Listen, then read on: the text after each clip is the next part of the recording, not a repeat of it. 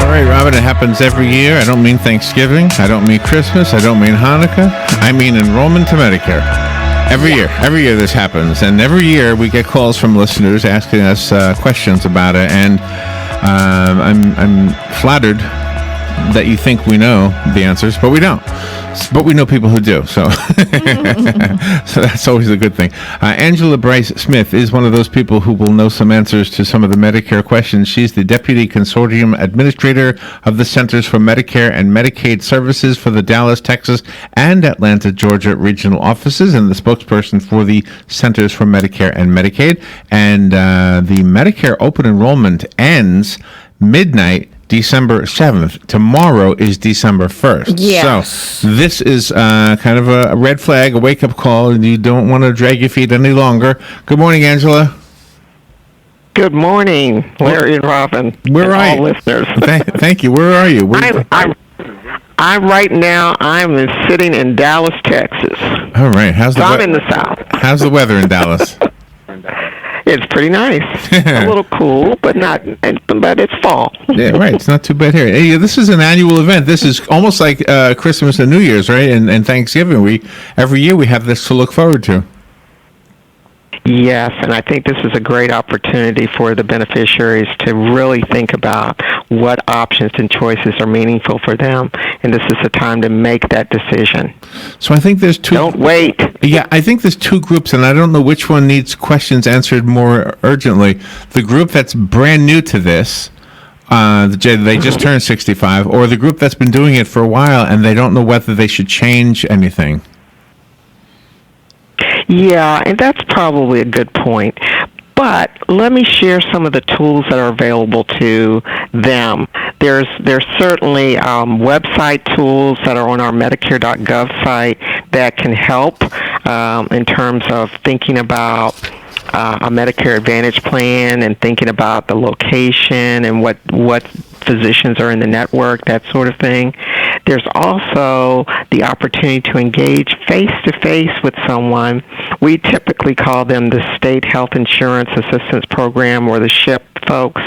And, in Florida Sunshine is the SHIP there, and they have a great team of counselors that they can set up appointments and be non-biased, one-on-one conversations to keep people informed.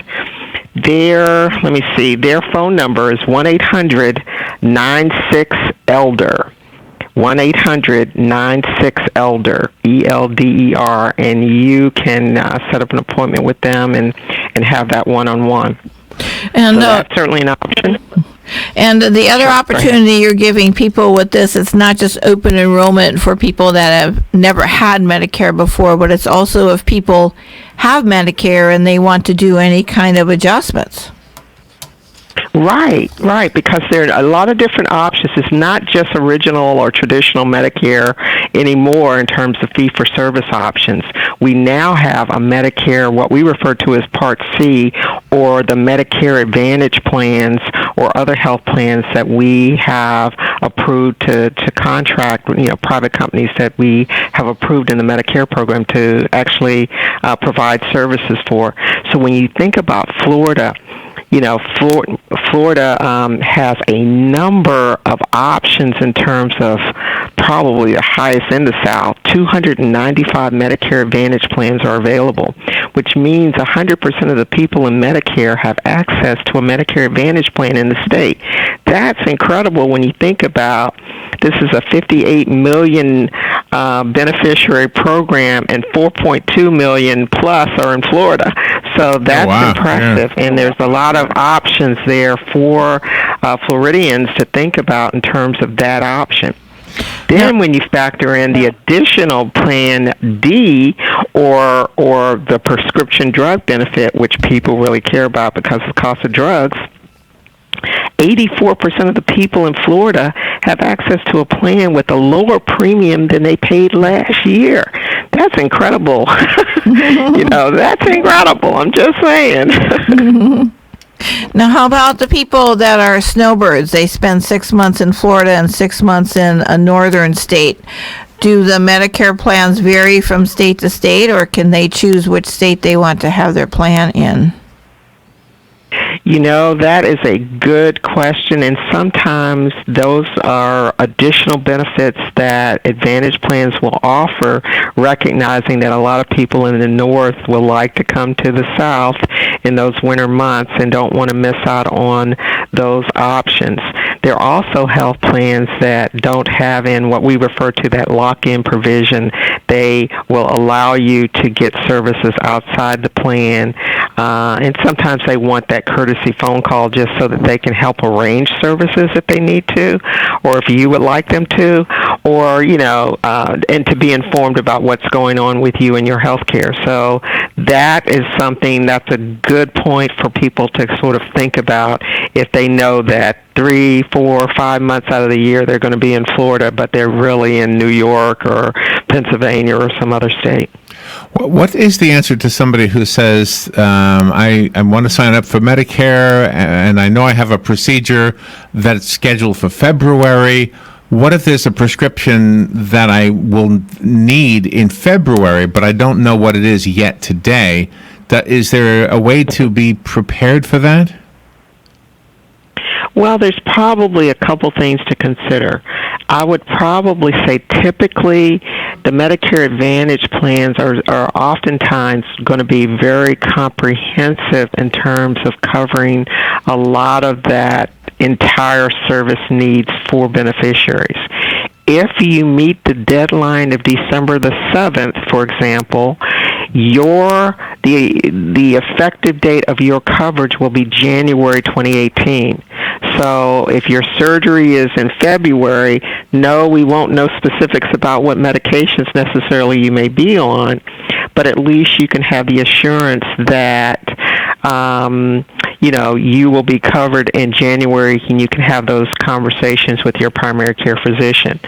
Hopefully, it sounds like in your hypothesis, your example that you just shared, that maybe the person knows that physician that may be providing that service and can certainly engage with them in terms of being informed about what's the probability or the likelihood and whether that physician even participates in the plan or option that they're considering for coverage for 2018. Oh, that's good. So a lot to think about, but whew. It sounds like we should include our doctors in on whatever decision we're going to make. They should be part of the process of helping us make the decisions.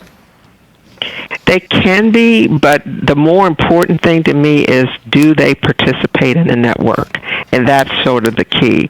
If you're choosing a health plan, and I don't want to name names in Florida, but I'll say Sunshine Health Plan, since Florida's a Sunshine State, that you could check to see if they participate or are part of the network in that plan, and that can sort of give you a clue of, okay, or who knows if he's retiring or he's no longer going to be affiliated with the plan, to be informed of that as well, so that you can make an informed choice of an alternative primary care physician for your services. Let's make sure we leave the listeners with some information so they can find out. You did give us a phone number, and I appreciate that. That was 1-800-96-ELDER. 1-800-96-ELDER. And yes. And what's that's the? Go ahead. I'm sorry. And the other phone number you can certainly always think about calling in terms of the Medicare program is 1-800-MEDICARE. Oh, okay. 1-800-MEDICARE. And then our website that's tailored specifically to beneficiaries and meeting their needs is Medicare.gov. So www.medicare.gov. Okay, excellent. Angela Brice-Smith, thank you for taking time out of your day to do this for us. Help us understand this, and have a great holiday. Oh, thank you so much. You too. You're welcome. We'll be right back.